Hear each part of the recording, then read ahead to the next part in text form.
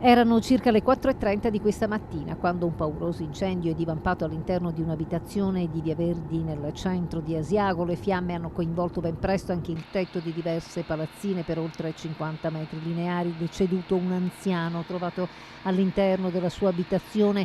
I primi operatori dei pompieri entrati con gli autoprotettori nella mansarda di una delle abitazioni coinvolte nel rogo hanno infatti rinvenuto il corpo dell'anziano oramai davvero troppo tardi.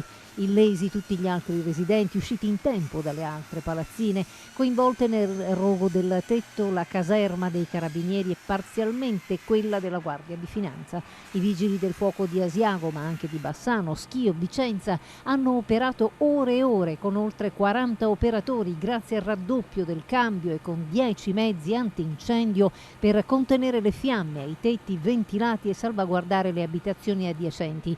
Le operazioni di completo spegnimento e messa in sicurezza delle palazzine sono durate infatti per tutta la giornata. Le cause dell'incendio sono al vaglio della squadra di polizia giudiziaria dei Vigili del Fuoco, che hanno eseguito più di un sopralluogo in quello che resta un evento drammatico che è costato la vita di una persona.